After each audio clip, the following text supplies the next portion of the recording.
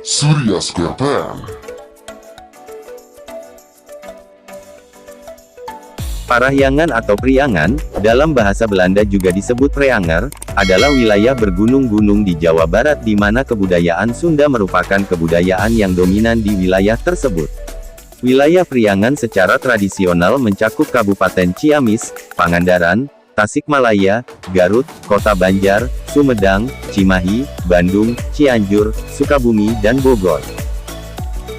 Keresidenan Priangan. Pada masa pemerintahan Hindia Belanda tahun 1808 sampai tahun 1942, status Priangan adalah karesidenan yang awalnya beribu kota Cianjur dengan nama Belanda Preanger Regentschap.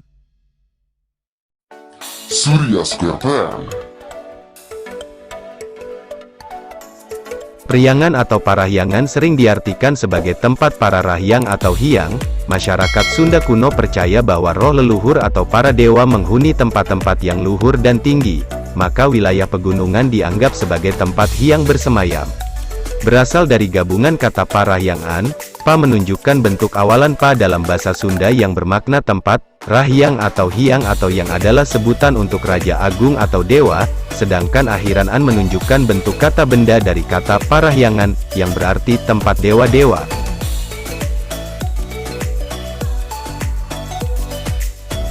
Padurenan sebuah tempat di Bekasi juga punya makna yang sama. Lidah Jakarta melafalkannya menjadi Pedurenan, Patukangan jadi Petukangan, Patagogan jadi Petogogan, dan lain-lain. Jadi Parahyangan berarti tempat para hyang bersemayam. Sejak zaman Kerajaan Sunda, wilayah jajaran pegunungan di tengah Jawa Barat dianggap sebagai kawasan suci tempat hyang bersemayam.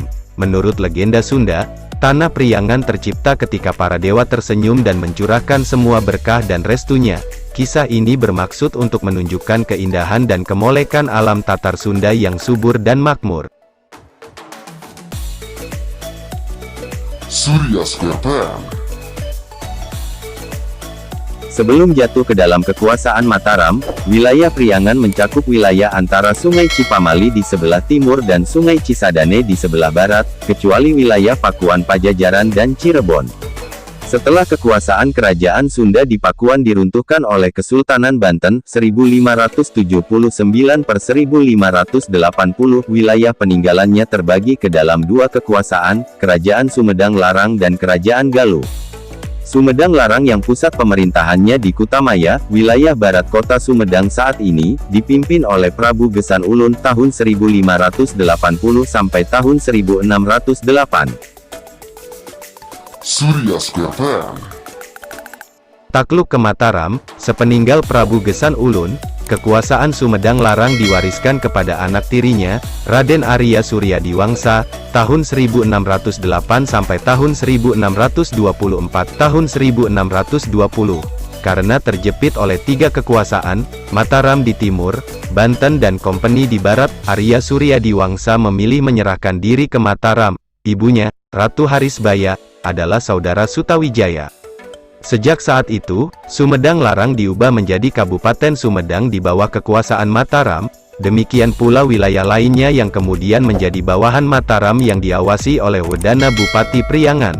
Untuk jabatan Wedana Bupati Priangan, Sultan Agung memilih Arya Suryadiwangsa dengan gelar Pangeran Rangga Gempol Kusumadinata, Rangga Gempol I, tahun 1620 sampai tahun 1624. Surya Square Pen. Ketika kekuasaan Priangan dipegang oleh Pangeran Rangga Gede, menggantikan Rangga Gempol yang dihukum mati karena dianggap menghina Mataram, Sumedang diserang Banten.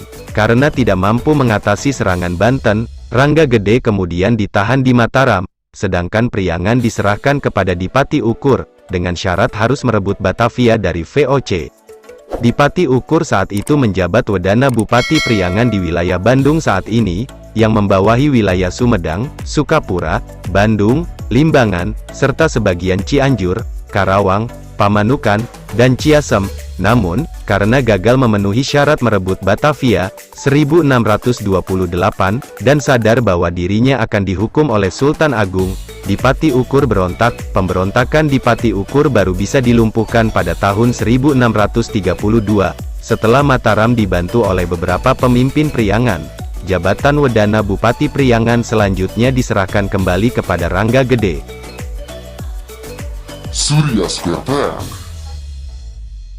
Akibat pemberontakan di Pati Ukur, dalam Piagam Sultan Agung bertanggal 9 Muharram tahun Alif, menurut F. Dehan, tahun Alif sama dengan tahun 1641 Masehi, tetapi ada beberapa keterangan lain yang menyebutkan bahwa tahun Alif identik dengan tahun 1633, daerah Priangan di luar Galuh dibagi lagi menjadi 4 kabupaten. Sumedang, Rangga Gempol II, sekaligus Wedana Bupati Priangan, Sukapura, Ki Wirawangsa Umbul Sukakerta, bergelar Tumenggung Wiradadaha, Bandung, Ki Astamanggala Umbul Cihaurbeti, bergelar Tumenggung Wiraangun-angun, Parakan Muncang, Ki Somahita Umbul Sindangkasih, bergelar Tumenggung Tanubaya. Surya Square PM. Wilayah Priangan kemudian dimekarkan dengan diubahnya Karawang menjadi kabupaten mandiri, sedangkan wilayah Galuh, Priangan Timur, dibagi 4 kabupaten utama, Bojong Lopang, Kertabumi, Imbanagara, dan Kawasan. Sepeninggal Sultan Agung, 1645, Mataram dipimpin oleh anaknya, Sunan Amangkurat Pertama, Sunan Tegalwangi, tahun 1645 sampai tahun 1677, antara tahun-tahun 1656 sampai tahun 1657, wilayah Mataram Barat, Mancanegara Kilen, dibagi menjadi 12 ajak sekaligus menghapus Wedana Bupati di Priangan, Sumedang, Parakan Muncang, Bandung, Sukapura, Karawang, Imbanagara, Kawasan, Wirabaja, Galuh, Sekace, Sindangkasih, Banyumas, Ayah, Dayu Luhur, Jeng Banjar, Panjer. Surya Square PM. Parahyangan di bawah kepemimpinan Dipati Ukur, tanggal 12 Juli tahun 1628, datang utusan Mataram ke Timbanganten, Tatar Ukur, membawa surat tugas dari Sultan Agung, untuk memerintahkan Adipati Wangsanata atau disebut juga Wangsa Taruna alias Dipati Ukur, untuk memimpin pasukannya dan menyerbu VOC di Batavia membantu pasukan dari Jawa. Waktu itu bulan Oktober tahun 1628, dalam surat tersebut ada semacam perjanjian bahwa pasukan Sunda harus menunggu pasukan Jawa di Karawang sebelum nantinya bersama-sama menyerang Batavia. Tapi, setelah seminggu ditunggu ternyata pasukan dari Jawa tak juga kunjung datang sementara logistik makin menipis. Karena logistik yang kian menipis dan takut kalau mental prajurit keburu turun maka Dipati Ukur pun memutuskan untuk terlebih dahulu pergi ke Batavia menggempur VOC sambil menunggu bantuan pasukan dari Jawa. Surya Square PM. Baru 2 hari pasukan Sunda yang dipimpin oleh Dipati Ukur berperang melawan VOC, pasukan Jawa datang ke Karawang dan mendapati bahwa pasukan Sunda tak ada di sana, tersinggung karena merasa tak dihargai, bukannya membantu pasukan Sunda yang sedang mati-matian menggempur VOC, pasukan Jawa ini malah memusuhi pasukan Sunda. Di tengah kekalutan itu, datang utusan dari Daya Ukur membawa surat dari Enden Saribanon yang merupakan istri dari Dipati Ukur yang mengabarkan bahwa para gadis, istri-istri prajurit dan bahkan dirinya sendiri pun hampir diperkosa oleh Panglima Utusan Mataram dan pasukannya. Panglima dari Mataram itu sendiri ada di Daya Ukur dalam rangka mengantarkan surat dari Sultan Agung dan begitu mendengar bahwa Dipati Ukur tak mengindahkan pesan dari Sultan Agung untuk menunggu pasukan Jawa di Karawang. Para panglima ini kemudian melampiaskan kemarahannya dengan memperkosa gadis-gadis dan juga merampas harta benda mereka. Surya Square PM. Mendengar kabar itu, Dipati Ukur yang sedang berperang memutuskan untuk menghentikan perang dan kembali ke Pabuntelan, Pasur Dayeh Tatar Ukur, atau Baleendah, Dayeh Kolot sekarang. Dipati Ukur yang marah dengan kelakuan para utusan Mataram itu sesampainya di Pabuntelan langsung menghabisi para utusan Mataram itu. Sayangnya, dari semua utusan itu ada satu orang yang lolos dari kematian dan kemudian melapor kepada Sultan Agung perihal apa yang dilakukan oleh Dipati Ukur terhadap teman-temannya. Dalam Negara Kertabumi, disebutkan bahwa salah satu watak Sultan Agung adalah jika memberi tugas kepada bawahannya itu tidaklah boleh gagal. Jika gagal maka sudah dipastikan bahwa yang bersangkutan akan dihukum mati. Maka, Panglima Mataram yang lolos ini pun agar terhindar dari hukuman mati mengaranglah ia tentang kenapa pasukan Mataram bisa gagal menaklukkan VOC. Surya Square PM. Semua kesalahan itu ditimpakan ke pundak Dipati Ukur. Sultan Agung pun murka karena bagaimanapun juga mundurnya Dipati Ukur dari medan perang merupakan kerugian besar bagi Mataram. Intinya, penyebab kalahnya Mataram adalah karena mundurnya Dipati Ukur. Oleh karenanya, Dipati Ukur bisa pengkhianat dan mau memberontak kepada Mataram. Jadi, karena Dipati Ukur dianggap memberontak, maka Dipati Ukur pun oleh Sultan Agung pantas dihukum mati. Akhirnya Sultan Agung pun menyuruh Cirebon untuk menangkap Dipati Ukur hidup atau mati. Penumpasan Dipati Ukur itu dipimpin langsung oleh Tumenggung Narapaksa dari Mataram. Dari kenyataan itu, Dipati Ukur kemudian sadar bahwa dirinya sejak sekarang harus menghadapi Mataram. Kekuatan pun disusun. Dipati Ukur mulai melobi beberapa bupati untuk juga melawan Mataram dan menjadi kabupaten yang mandiri. Ajakan ini menimbulkan pro dan kontra.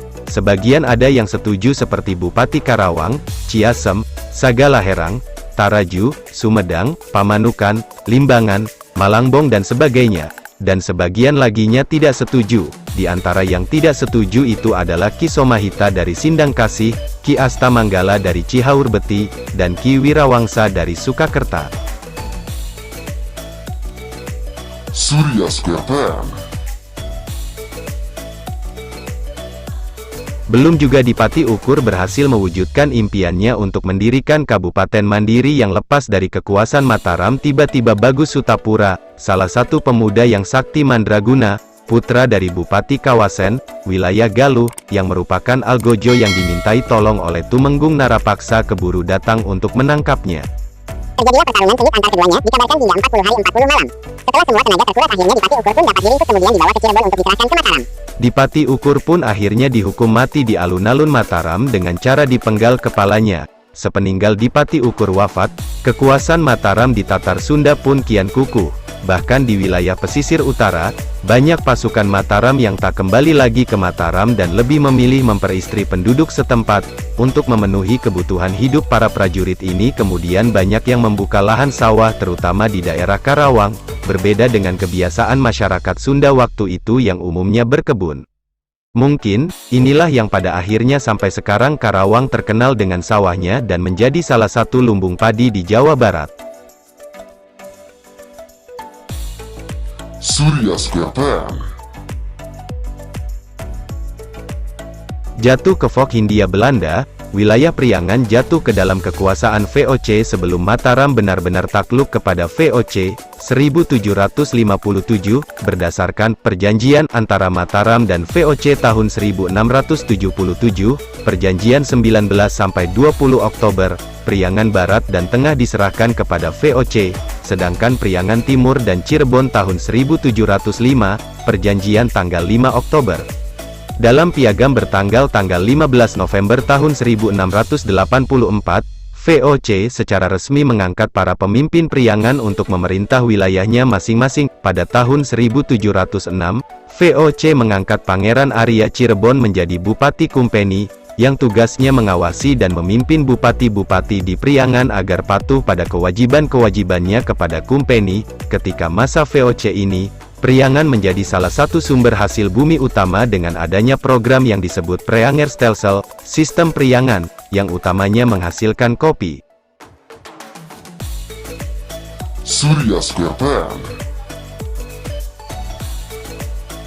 Pada masa Hindia Belanda, setelah VOC bangkrut, Gubernur H.W. Daendels mengadakan proyek Grote Postwerk, Jalan Raya Pos, yaitu membangun jalan dari Anyar di ujung barat hingga Panarukan di ujung timur Jawa. Selain itu, Daendels juga semakin menggiatkan penanaman kopi di Priangan, terutama di daerah Cianjur, Bandung, Sumedang, dan Parakan Muncang. Tahun 1808 sampai tahun 1809, Limbangan, Sukapura, dan Galuh digabung dengan Cirebon, Ceribonse Preangerlanden. Namun tidak lama kemudian Limbangan dan Sukapura dikeluarkan dari wilayah administrasi Cirebon.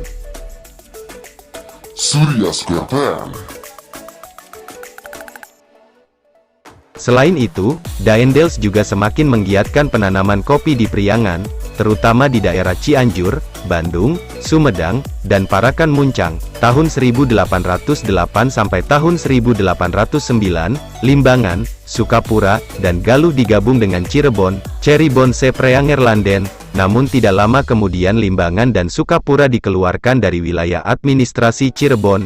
Itulah tadi sekilas sejarah dan pengetahuan tentang Priangan yang kini menjadi Jawa Barat. Terima kasih atas kunjungannya. Semoga ini menjadi ilmu pengetahuan kita agar tidak melupakan sejarah-sejarah yang ada. Surya Square PM.